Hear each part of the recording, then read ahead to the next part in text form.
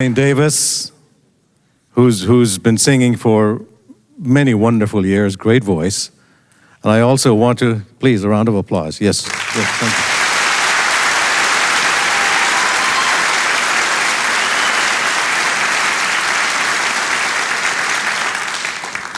And also, one thing about Don Bradley, he is not an Assyrian and he doesn't speak Assyrian.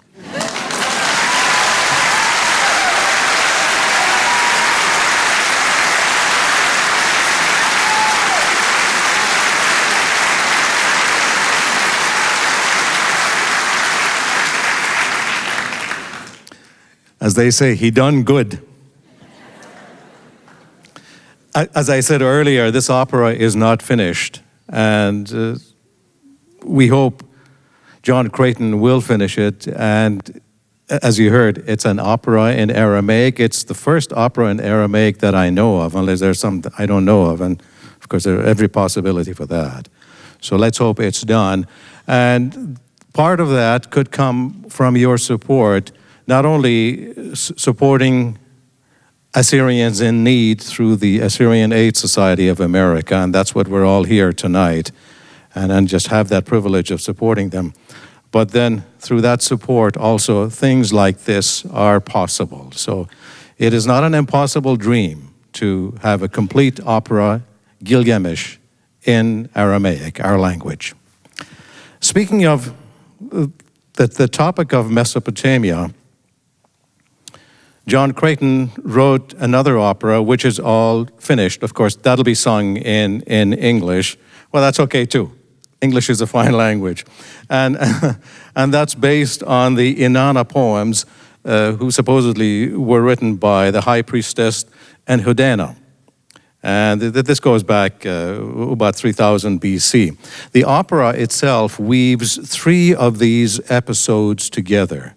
And tonight we'll be hearing the aria known I, the Lady, in which Inanna introduces herself to us. She's talking about who she is. She doesn't have a throne, and it's a very personal introduction. And then at night, three very strange and dark creatures crawl up her favorite tree, which is the hulupu tree. And they are the serpent, the Anzu bird, and Lilith. And these are, as I said, very dark creatures, and they do some strange things in that tree.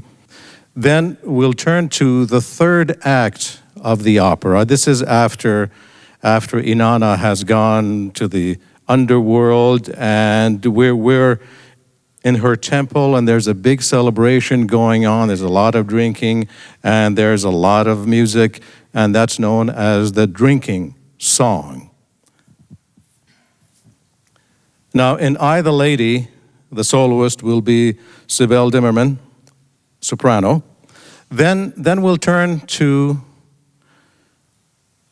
the ballet part in Inanna. Now, something about ballets and operas. In the 19th century, particularly by the Paris Opera started insisting that all operas should have some sort of a ballet sequence in it. So many of the operas by Bellini, Puccini, and Verdi, written in the 19th century, often will have a ballet sequence. And in speaking with John Creighton, he said, well, that was his whole idea. He said he was sort of old-fashioned, that he had intended to follow that old-fashioned route and have a ballet sequence in his opera, which of course he does. And then that's in the middle, and of course the drinking song will close it. That'll be with soprano Sibel Dimmerman, Julianne Miller, who's the mezzo, and Deborah Wesley is the contralto. The ballet dancers are the principals from the Central West Ballet, Sarah Weaver, Joseph Atkins, and David Riskin, and Renee Devilwy has done the choreography. So, ladies and gentlemen, music from Inanna.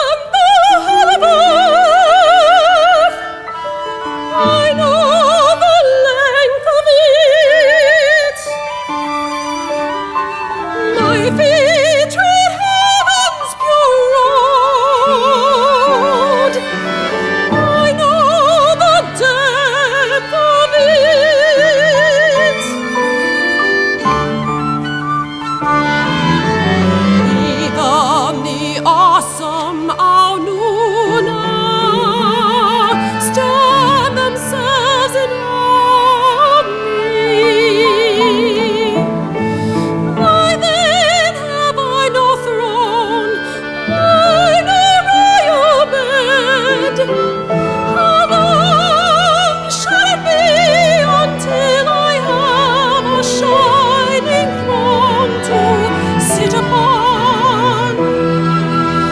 How long shall I wait until I have a glimmering bed to rest upon?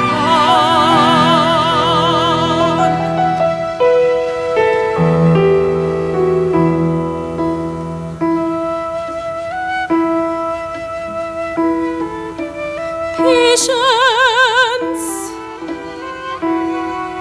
in honor,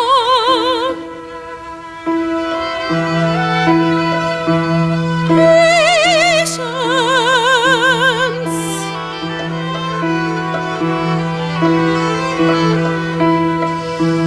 Time is in my